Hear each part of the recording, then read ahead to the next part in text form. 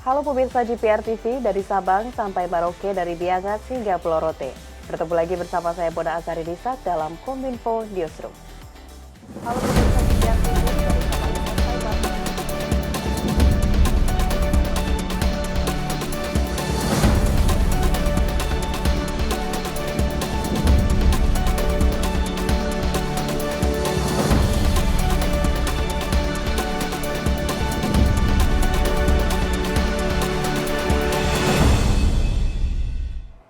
Pemirsa, kita ke informasi pertama. Dalam acara Sarasehan 100 Ekonomi Indonesia, Presiden Joko Widodo menyampaikan Indonesia harus punya cara baru untuk menangani masalah-masalah ekonomi. Presiden menilai Indonesia harus menyadari saat ini Indonesia berada dalam lingkungan global yang sangat dinamis. Presiden Joko Widodo secara resmi membuka acara Sarasehan 100 Ekonomi Indonesia yang diselenggarakan pada 7 September 2022 di Gedung Bank Mega, Jakarta. Dalam sambutannya, Presiden menyampaikan para ekonom untuk meninggalkan cara-cara lama dalam menghadapi situasi dunia yang penuh dengan ketidakpastian, dapat berubah begitu cepat serta dihadapkan pada berbagai krisis saat ini. Saya juga titip pada para ekonom, jangan menggunakan pakem-pakem yang ada. Jangan menggunakan sesuatu yang standar, karena ini keadaannya tidak normal. Sangat tidak normal.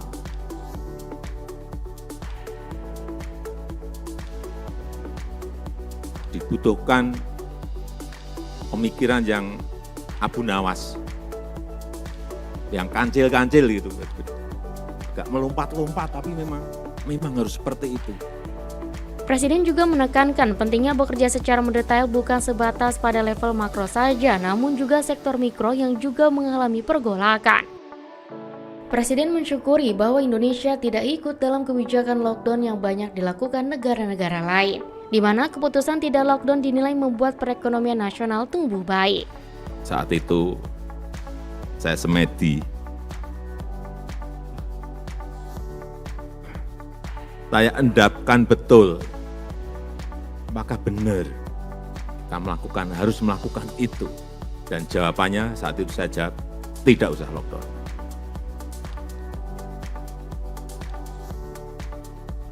Dan ternyata betul. Saya nggak bisa membayangkan kalau saat itu kita lockdown, mungkin kita bisa masuk ke minus lebih dari 17%. Selain itu, Presiden Jokowi mengungkapkan adanya pandemi telah memberikan pelajaran bagi bangsa Indonesia akan pentingnya konsolidasi dari semua pihak untuk menghadapi berbagai permasalahan.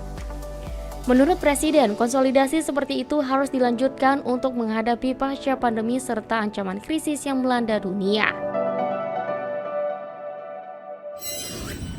Di kesempatan yang sama, Presiden juga menyampaikan bahwa kenaikan harga BBM subsidi dan non-subsidi jenis Pertamax akan berkontribusi pada lonjakan inflasi hingga 1,8%.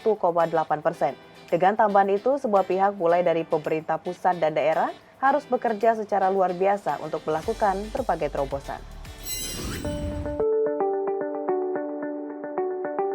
Pengendalian inflasi menjadi fokus utama pemerintah setelah harga bahan bakar minyak naik.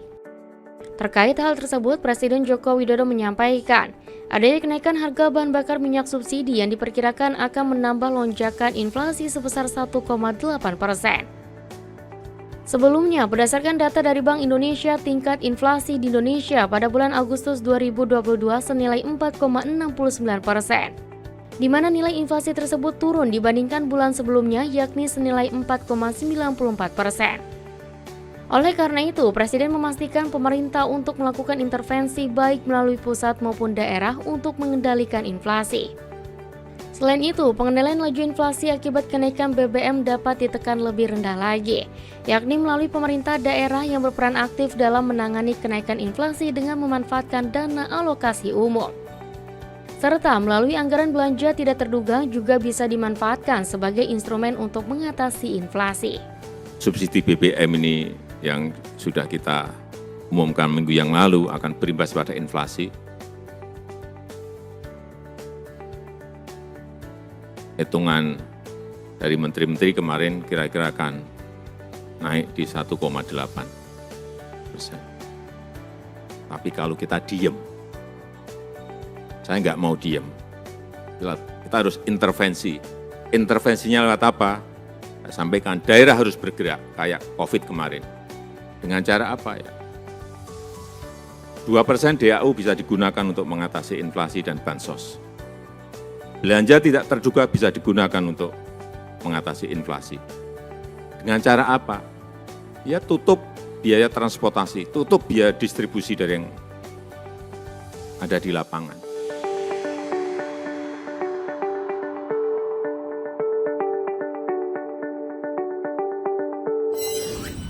Informasi selanjutnya pemirsa, wilayah udara Kepulauan Riau dan Natuna kembali ke pangkuan Indonesia.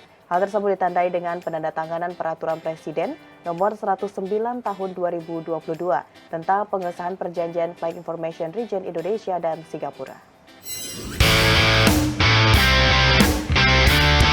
Presiden Joko Widodo menandatangani Peraturan Presiden atau Perpres tentang pengesahan Persetujuan Flight Information Region atau FIR Indonesia dan Singapura. Kesepakatan ini menjadi langkah maju pengakuan internasional atas kedaulatan ruang udara Indonesia, di mana sebelumnya ruang udara Kepulauan Riau dan Natuna dikelola Singapura. Berkat kerjasama berbagai pihak, kini pengelolaan ruang udara Kepulauan Riau dan Natuna kembali menjadi milik Indonesia. Adanya kesepakatan FIR maka turut meningkatkan jaminan keselamatan dan keamanan penerbangan, juga meningkatkan pendapatan negara bukan pajak. Di sisi lain, menjadi kesempatan Indonesia memodernisasi peralatan navigasi penerbangan dan pengembangan SDM. Dengan adanya kesepakatan pengelolaan tersebut, maka luas Flight Information Region Indonesia telah bertambah sebesar 249.575 km persegi yang diakui secara internasional sebagai bagian dari Flight Information Region Jakarta. Alhamdulillah, saya telah menandatangani Peraturan Presiden Perpres tentang pengesahan Perjanjian FIR Indonesia dan Singapura. Kesepakatan ini merupakan langkah maju atas pengakuan internasional terhadap ruang udara Indonesia, yang sekaligus meningkatkan jaminan keselamatan dan keamanan penerbangan, serta bisa meningkatkan pendapatan negara bukan pajak. Dan hal ini bisa menjadi momentum untuk modernisasi peralatan navigasi penerbangan dan pengembangan SDM Indonesia. Turut dampingi Presiden Joko Widodo, Menteri Koordinator Bidang Kemaritiman dan Investasi Luhut Binsar Panjaitan menyatakan, kesepakatan penyesuaian kembali pelayanan ruang udara Kepulauan Riau dan Natuna menjadikan Indonesia sebagai negara berdaulat yang mampu berdiri di atas kakinya sendiri. Jelas sejak ini ada di kita sekarang sudah memainkan peran kita sebagai negara yang berdaulat, yang untuk mengelola daerah kita sendiri, tapi tidak boleh lupa bahwa kita ini bertetangga, jadi harus juga membangun kerjasama itu. Satu. Yang kedua, memang betul perjanjian kita bikin 25 tahun. Mereka tadinya ada permintaan lebih lama, tapi saya pikir 25 tahun, nanti kita evaluasi tiap 5 tahun kalau ada yang perlu di sana-sini. Perbaikan-perbaikan penyesuaian untuk kepentingan kedua belah pihak.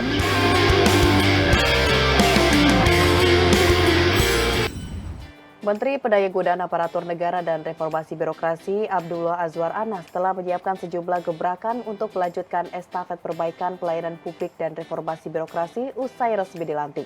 Dalam jangka pendek, Azwar akan fokus pada 3 prioritas, yaitu digitalisasi struktur, digitalisasi kompetensi, dan budaya digital.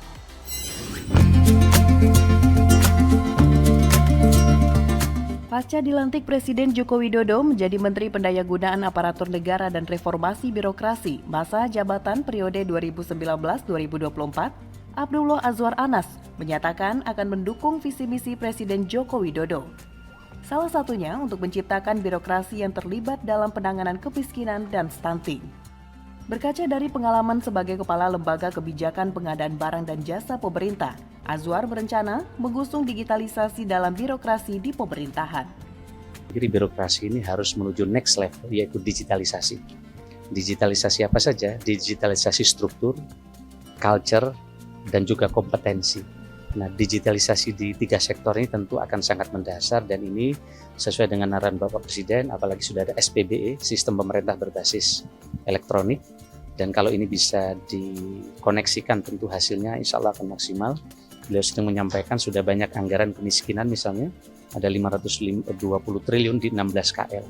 Kalau ini diintegrasikan maka hasilnya akan mendorong target percapaian sesuai dengan arahan Bapak Presiden. Di kesempatan yang sama, Azwar juga menyinggung perihal produktivitas aparatur sipil negara menjadi sangat penting dan kian mendesak untuk ditingkatkan. Sekarang produktivitas ASN menjadi penting karena banyak ASN yang pensiun, dan ini tentu ke depan perlu ada langkah-langkah bersama dengan kementerian, lembaga, dan daerah ya, karena peningkatan pelayanan publik itu menjadi kunci, termasuk arahan beliau tadi, bagaimana pelayanan publik ini termasuk jemput bola ke masyarakat itu menjadi bagian yang perlu terus ditingkatkan. Pemirsa, usai jeda kami akan kembali dengan informasi lainnya. Tetaplah bersama Kopinfo Newsroom.